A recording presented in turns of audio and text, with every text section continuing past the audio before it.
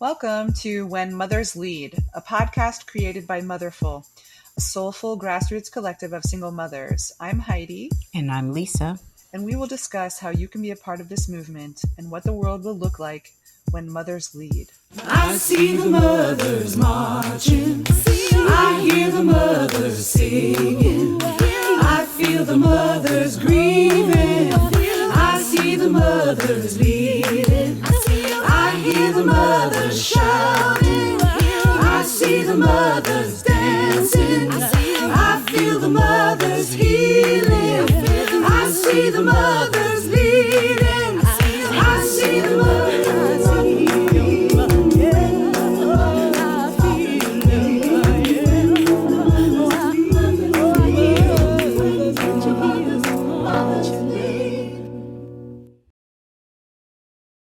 All right, welcome to our podcast.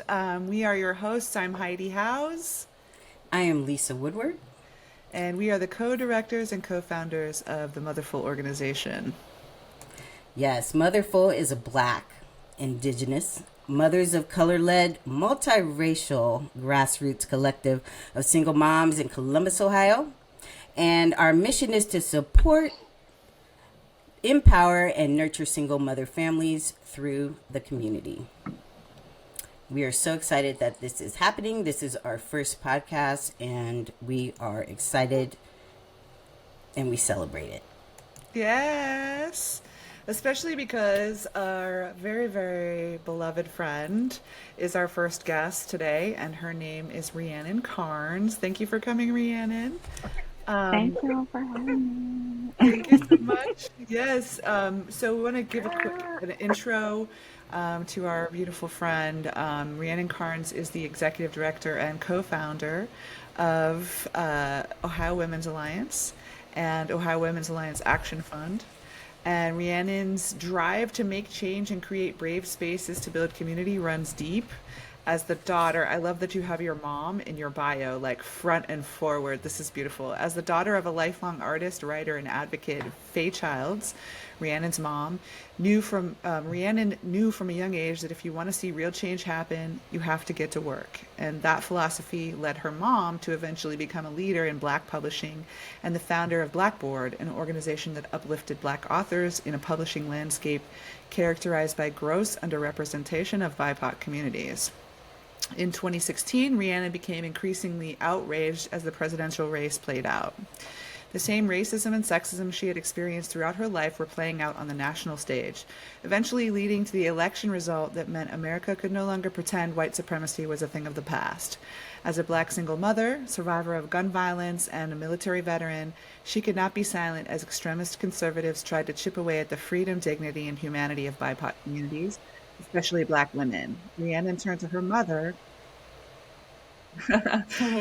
R.I.P. Mom, for guidance and wisdom, who encouraged her to get to work. So a few days after the election, Rhiannon found the Women's March via Facebook. The organizers were looking for someone to lead Ohio's march in 2017. With a corporate and healthcare background, Rhiannon did not have experience with community organizing, but she said yes anyways, of course. There are not too many Black women. That's right. There are not too many Black women or women of color in this new feminist movement. I knew this was a movement where all women had to come together. I finally felt that women of color could have a voice and be leaders in this movement, so I took it as an opportunity to use my voice. That's from Rhiannon. So she became the founder and leader of Ohio Women's March. And then, since then, in 2019, Rhiannon and Aaron Scott began meeting over coffee to share their hopes for an Ohio that prioritizes the well-being, prosperity, and liberation of BIPOC women and gender-expansive folks, especially Black women. They envisioned a year-round organizing group that centers grassroots leaders in Ohio. To get started, they set out on a statewide listening tour to identify the issues that impact our constituents the most, the challenges we face, and the hopes and priorities we have for the future of our communities.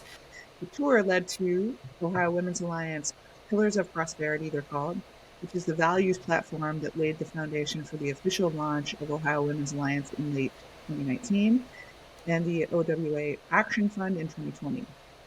Since then, Rhiannon's accomplishments have been celebrated across Ohio, in Cosmopolitan, and most recently by the Tides Foundation, who named her one of 5 National Reproductive Justice Heroes and one of the 2022 Dean Bagley Lehman Award winners. Yes! Boom. So well deserved, and we're so excited to have you, Rhiannon. This is, I started realizing we've got like amazing friends who are doing massive work who are all mothers. And so we are so excited to welcome you on. Thank you for having me. I'm so excited to be here. As you can see, I have my baby right in tow, obviously, literally by my side. So if you see me like glancing away, it's probably like trying to keep her from eating my plants right now. Don't eat the plants note. Baby notes. Oh my God, we're so excited. And we're so glad you brought her with you because we want to remind mothers that our mothering is a part of who we are. It's a part of our work. That's what this podcast is all about. Yeah. And so thank you for being the example, really, out the gate. Thank you. Yeah. So we're gonna start with our main focus today is gonna be reproductive justice, Yes. and we just want to ask you, Rhiannon, to share, you know, about maybe start with like your definition of reproductive justice, and inform people who maybe don't know what reproductive justice is per se, and then just share whatever you'd like to share about um, you know, the fight right now in Ohio specifically, and anything that you want our listeners to know about reproductive justice in general. Yes. Reproductive justice was founded by a group of Black women as a matter of a protest and actually a pushback against a white feminist movement that basically silenced their voices and erased their humanity and existence and motherhood when it came to the fight for reproductive rights. And so a group of Black women came together and defined what reproductive justice means to them, and it extends beyond abortion access. I think when we talk about the reproductive movement, we always just typically associate it with reproductive rights and obviously abortion access, but it's so much more to that. Actually, reproductive choice. When it comes to reproductive justice, it's not just about the choice, it's about having access to those choices. Great. And so, what reproductive justice means, it is the ability to decide when you want to have a child or not to have a child because children aren't for everyone. And also to be able to raise your child in a healthy, sustainable environment and having the autonomy to make those decisions for yourself, your body, your family, and your community. And so that is how reproductive justice was founded. And Ohio Women's Alliance, we really build all of our view on how we approach the work, our mission and vision, the way we interact with the community, the issues that we address, and how we service people every single day through a reproductive justice lens. It's amazing. Thank you. I could listen to you talk about that forever. I will Yeah. say, because she talked on motherhood, I will say, like, just transparently, like, I am 45 years old, so I feel like I am a generational mother. Like, I hold so many roles when it comes to motherhood. Like, I have a 26-year-old, I have a granddaughter, I'm a bonus mom to 7 children. I'm also have been an adopted mother as well. Those children are grown now, so and also I've raised like my siblings. So I hold so many roles when it comes to motherhood, over my entire life that I feel like without mothering, like I don't even know like who I am, like without mothering. And so at 45, I have a 11-month-old. I chose to do this again. I ask myself every day, like, what did I get myself into? But I mean, yeah, it's just fulfilling. Like with my 26-year-old, him being grown and self-sufficient, and I'm just so proud. As when I birthed him, I was 18 years old. I got pregnant at 17, and I birthed him at 18. And obviously, I didn't know what my future held, and I was just told so much daunting stories of what my life would be. But I mean, my son is incredible. Like he's he's in graduate school right now. Like Mm-hmm. the most, I would say the most important moment in my life, all the things that I've been through, the most important thing in my life was when he graduated from high school because so many people told me what he was not going to be and what I was not going to be. So I Yeah. just, I'm just uplifting like that motherhood is expansive Yeah. and that, it's not just about birthing children. There's so many motherly roles that we hold. Mm-hmm. And I hold, so many, including the birthing, but so many other roles that I hold in mothering people. Oh, Yeah, that's yes. deep. I totally understand that. I was a mom at 18, and I have a 29-year-old. So it's a big gap, and I don't know how I would feel without being a mom right now. It's hard to imagine that. Can you speak more about how your mother influenced your leadership, since you have all of these like roles inside of mothering? Yeah, I feel like motherhood is just so complex. And, I was reading something the other day, and it might have been something you sent me, Heidi, that said that like our eggs are produced like within our grandmothers. Like we are Oh yeah, literally born, into motherhood within our grandmother's womb.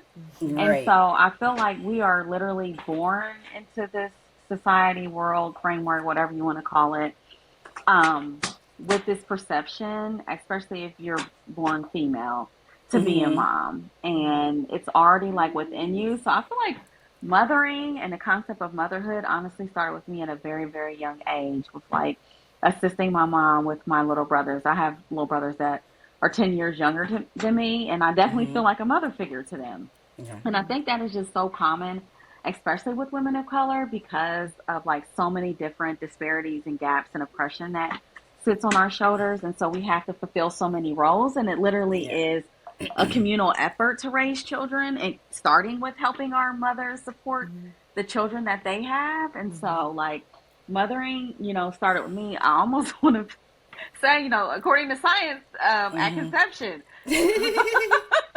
Like, Yeah, all those literally, yeah. eggs. Mm-hmm. Yeah, That's so so crazy to think about.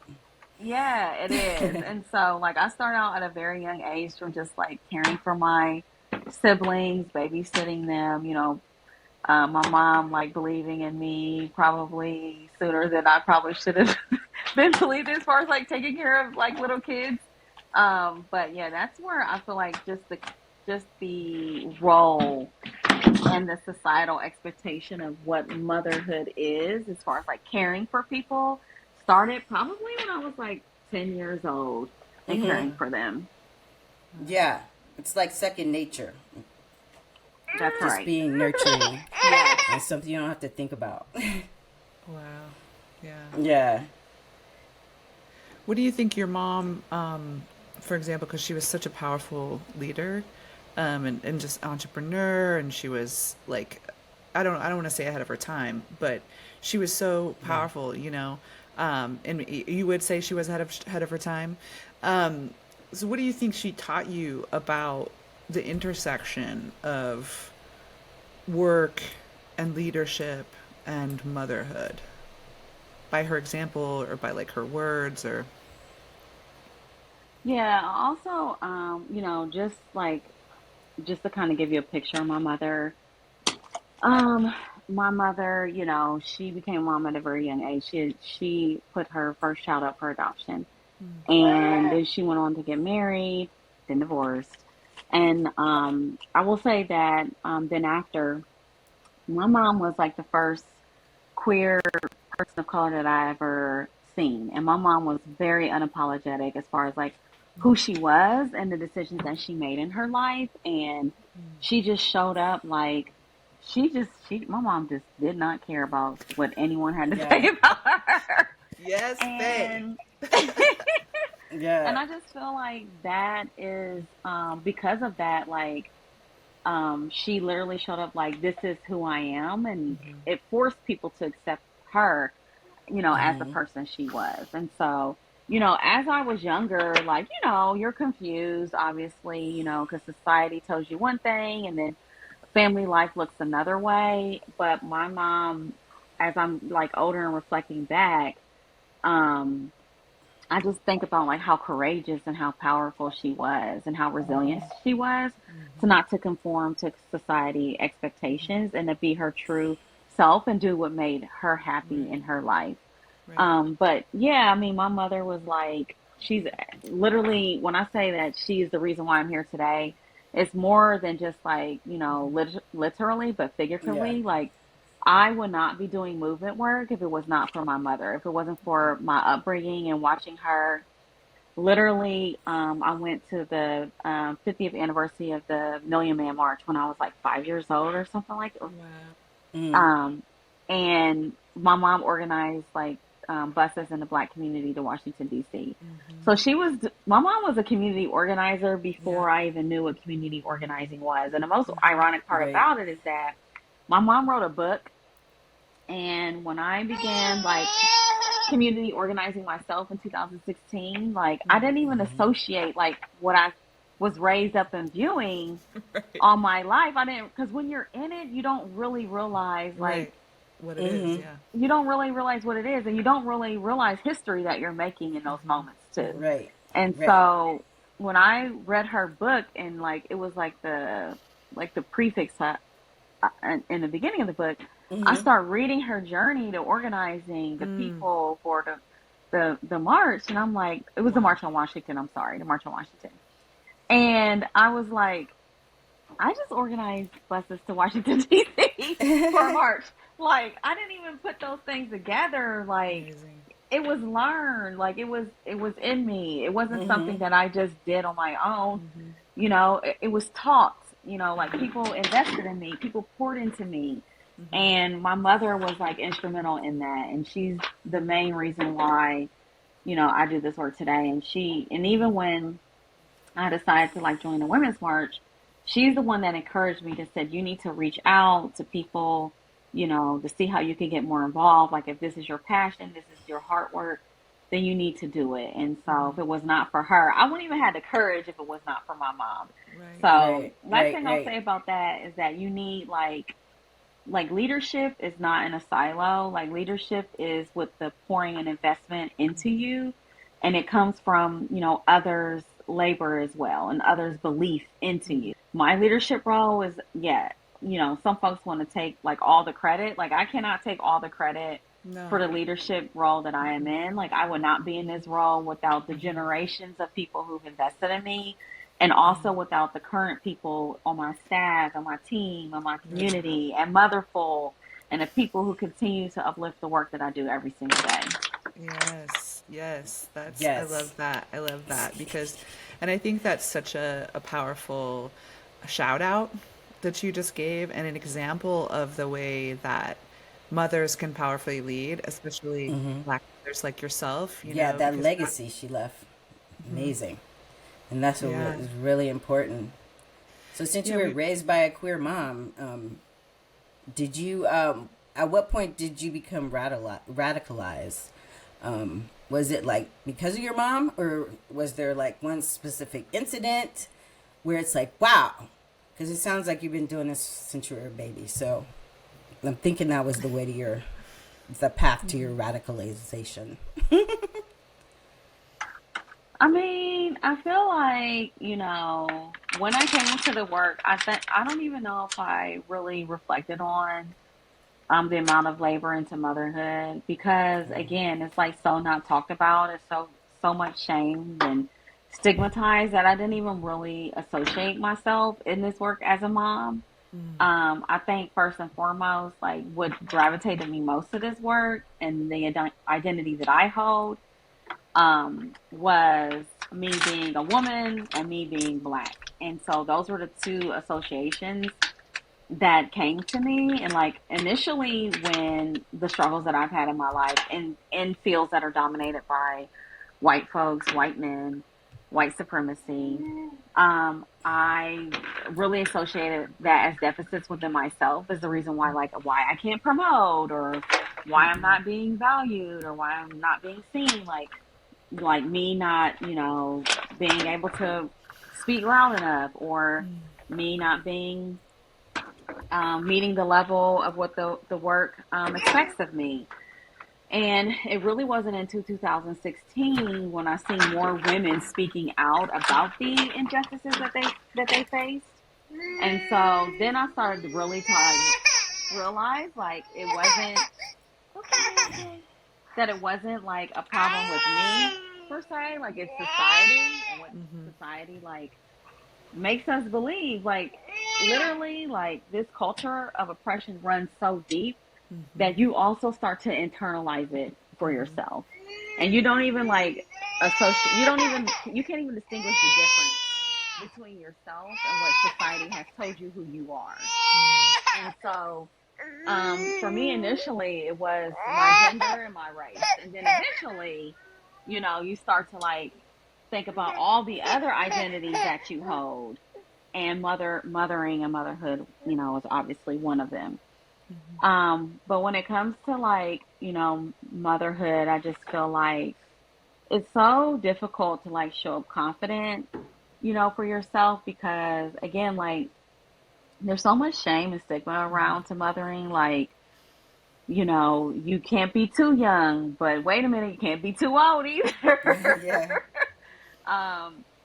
Even like with like now, just the age of social media and, you want to share things of your children and of yourself, but you have to be mindful. I see myself before I post a pic, like make sure no one's going to come for me, like making sure, the car seat is like has the right straps or whatever on it, and if you're using one of those wraps around your body, that it's in a right placement, because if not, people are definitely going to come for you and have their feels and their say about it. So it's like you're constantly shamed and stigmatized around motherhood. And so when it comes to like being a leader and being a mom, it's like no wonder it's difficult, because if people are telling you every single day, like, what you should not be as a mom, then how can you show up as a leader and tell folks like who you are, who you should be, and why they should support you in that role as a leader? Yeah. And now that you have Note, I'm just going with this organically. Like now that you have Note and you're leading this incredible organization, I mean, two organizations really, but these, it's growing rapidly, and your influence is and your impact has been massive, right? On the state, on the country, especially, with the win we just had, that y'all were instrumental in, with issue 1, right? And we have abortion on the ballot coming up now in Ohio, which is, thank goddess, Yes. and you were instrumental in that work. Can you share about that a little bit, about like the fight right now, Yeah. the struggle right now here in Ohio, and also share about like growing, now you have Note and you just stepped into this ED role where you were a co-director. Now you're the sole ED, as the other founder, Aaron Scott, transitioned out, and wondering like being a mom now in this position now that's brand new for you, like how are you, first of all, about the struggle with issue 1, and then also in the ballot, and then also how are you like seeing how you can shift the culture of your organization as a mom and leader, right? Yes. She's kicking me. Yes. Yes. I And what do you want mean, to shift like within the org too, So yeah. that's a lot of question, but Yeah. I mean, I'll start with like, just the political climate in Ohio. I think people forget that Ohio isn't a hostile state. For decades there has been extremist politicians to take away from our voting power. And when it comes to voting, it is not everything when we think about our liberation. Like there's other things yes. that are involved when it comes to making sure that we have the things that we need and that we are able to live and survive and thrive. But policy is one of those things, and legislation is one of those things, because there are people in place who are making decisions on our behalf, regardless of whether, we know that we are capable of taking care of ourselves and that we can provide the services, that we need in our community. when we have the resources and tools to do so. Like, no one else better knows what we need than us. But there are people who are going to be actively working against us every single day. And we have to be aware of the opposition. Yeah. And so, because if not, we're just working ourselves harder and harder for no reason. And so, extremist politicians have literally been trying to chip away at our rights in Ohio. And I think Ohio is like perceived as this Midwest swing state, purple state. But we have becoming increasingly red, and it's gerrymandering and cheating. Like, these extremist politicians cheat to get what they want, and it's taking away from our voting power. And so, what issue one was reflective of was the people's voice and the people's power and the people's vote. And because we put the abortion on the ballot for people to address as an issue, separate from candidates, separate from politicians, as a straight issue that impact your lives, they seen that as a threat, and rightfully so, because the majority of Ohioans support abortion access.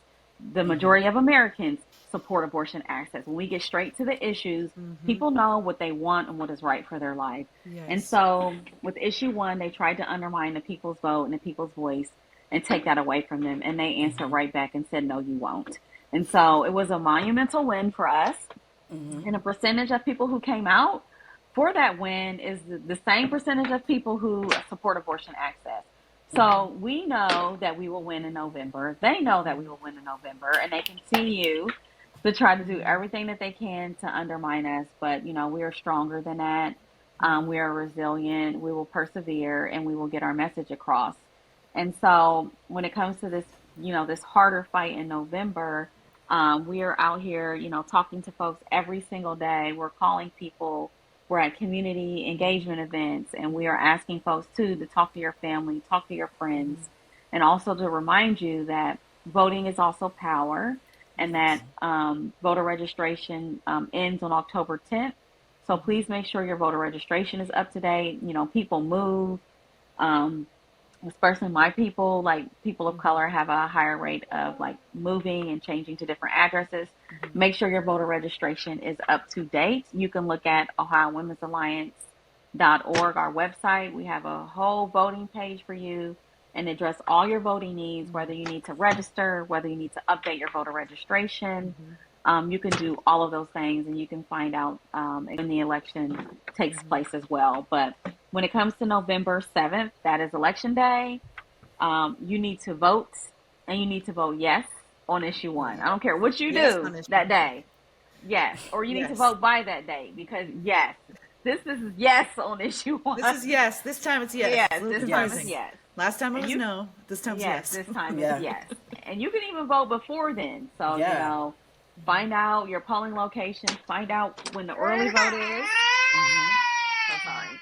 Find out when the early vote is, and you can vote at that time. Yeah, don't apologize for no being a mom. No sorries for being a mom and bringing your baby with you. So the other question, end of that question, thank you for sharing that powerful piece. The other part of that question was, how is your mothering this time around, like with the birth of your new baby, like impacting your organization and the culture of your organization? I would love to hear about that, because I know you just invested in wellness for the women of color on your staff in a big way, and you took note with you on this wellness initiative, and so I'm just curious. I know you're on mute, right? It looks like you're on mute right now. I am on mute because she's crying. Oh, poor baby. Sorry. All right. No, we'll give you a second. Hi, baby. Hey. It's your time for a nap. Hi, beautiful. Yeah, she's just at that age where she's like getting into all the things. Oh, yes, we know. Yes. Take your time. Thank you. Thank you for, uplifting the importance of wellness.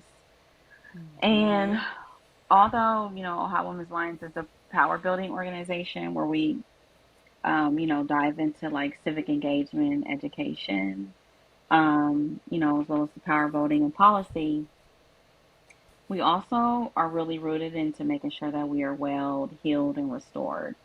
And Mm-hmm. that's so important because, like, when you are doing the type of work that we are doing, where you're fighting for your humanity and to be visible in a world that basically tells you that you're not important and your needs are not a priority, that weighs on you. It weighs on you Yeah. in so many ways. It weighs on you mentally, physically, emotionally, and spiritually. And so for us, we have to make sure that first and foremost that we are well and healed enough to be Mm-hmm. able to even show up in this work.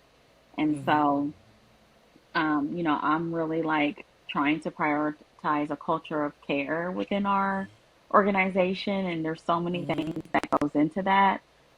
One of the things that we most recently did, I took my women of color staff on a wellness retreat to Panama. And so they spent a week surrounded by, just a beautiful scenery.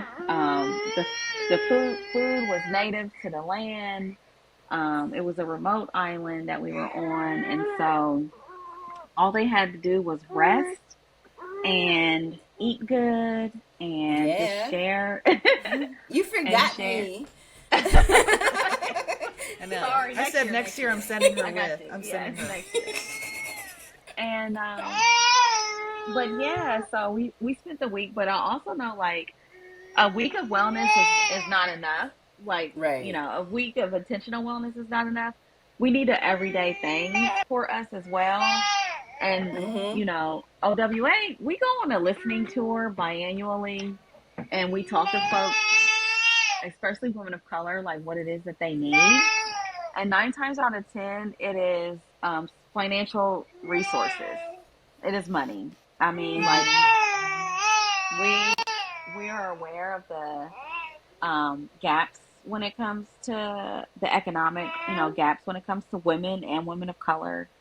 Mm-hmm. Just the lack of pay equity, and so we really like within our policies at OWA, like we're an organization that pays 100% of employee benefits.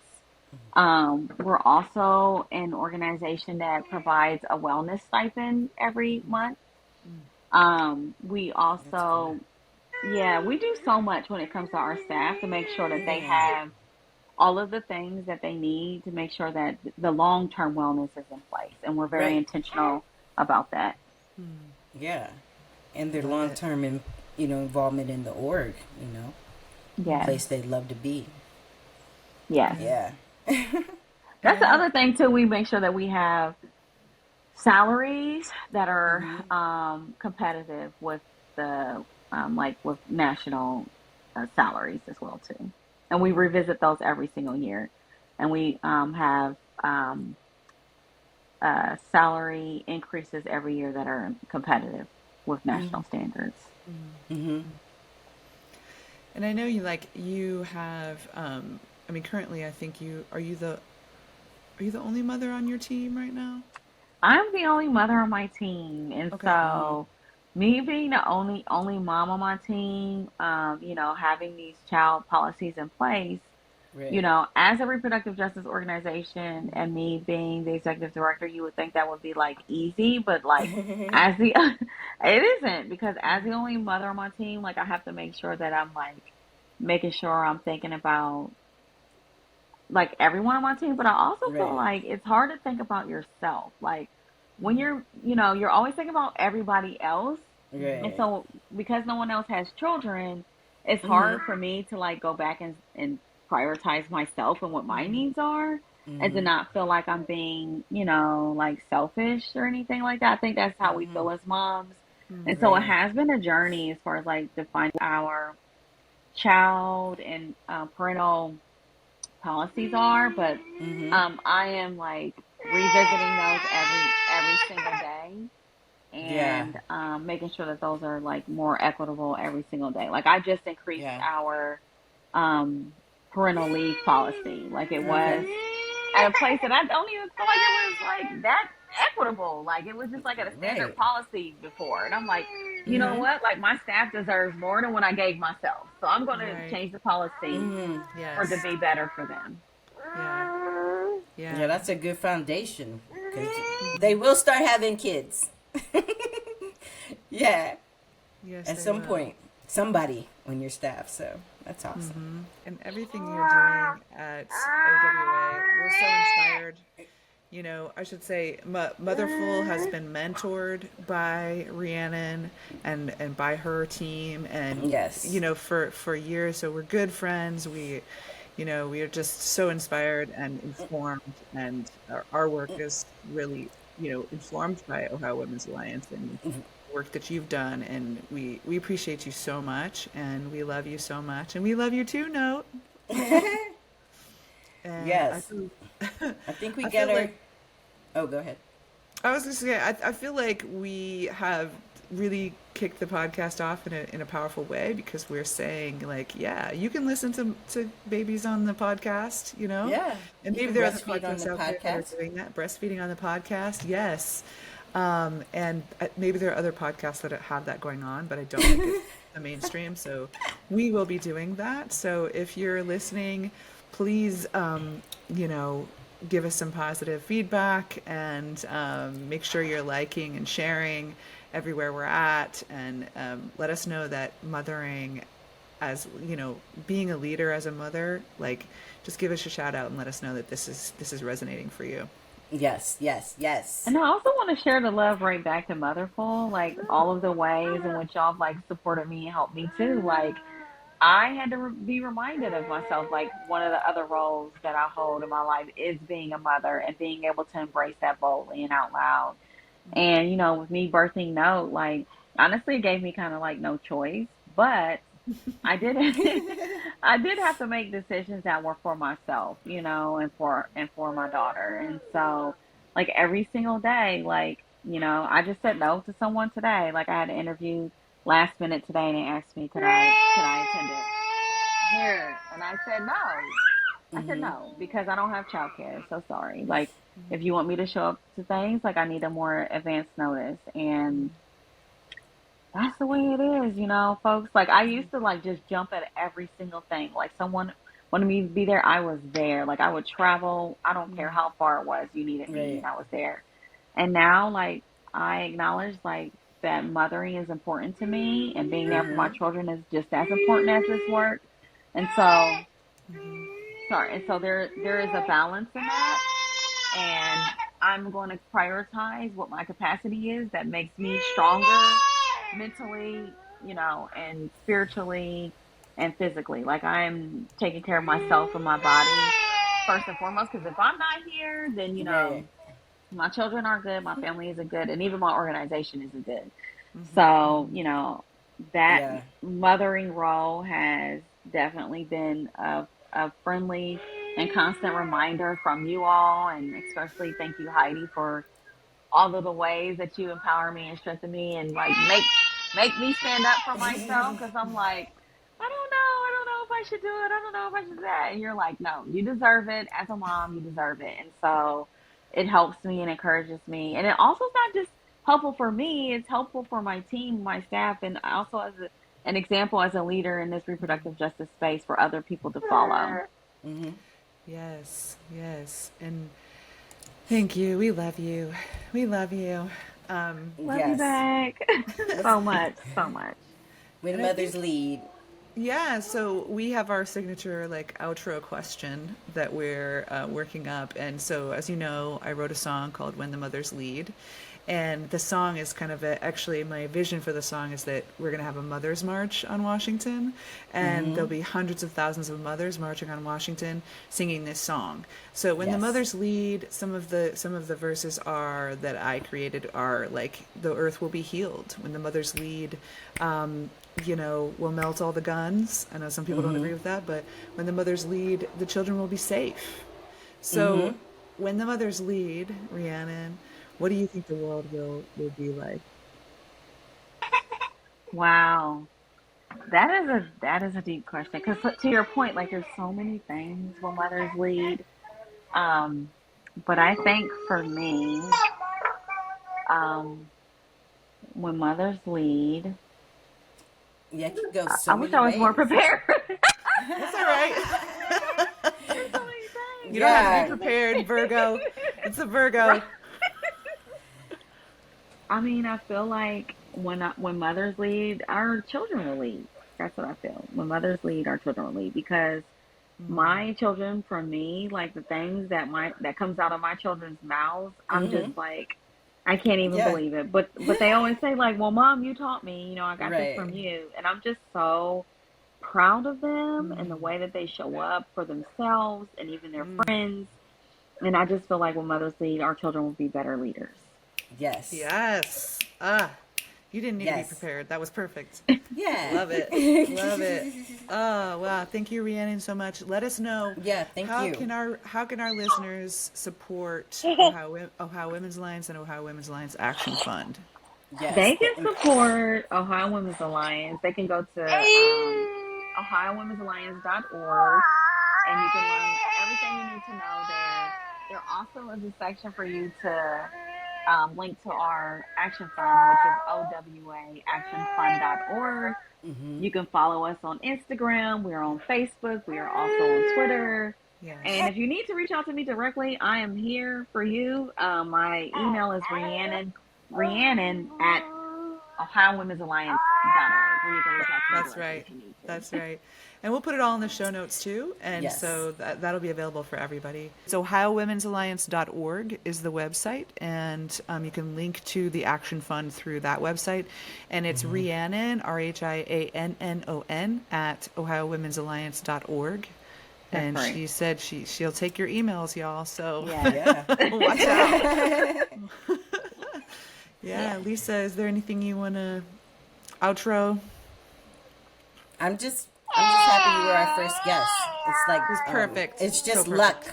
luck to us, and Yes. Thank we've you so enjoyed much. working with you. We love you. Thank y'all for just thinking of me and considering me and welcoming me into this space, especially with Notes, because she is loud and wants to be heard right now. It's perfect. It's literally the most perfect thing. You Yeah. were literally the most perfect first guest in this whole experience. So thank you so much.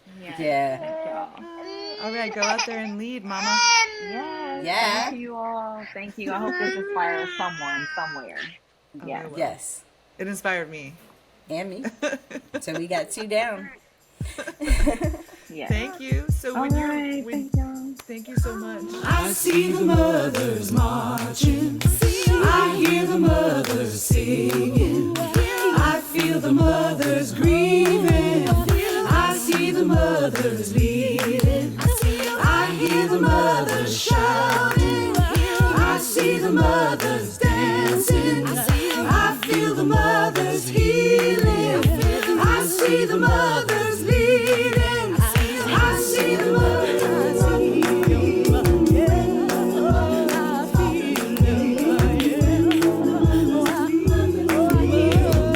I feel them.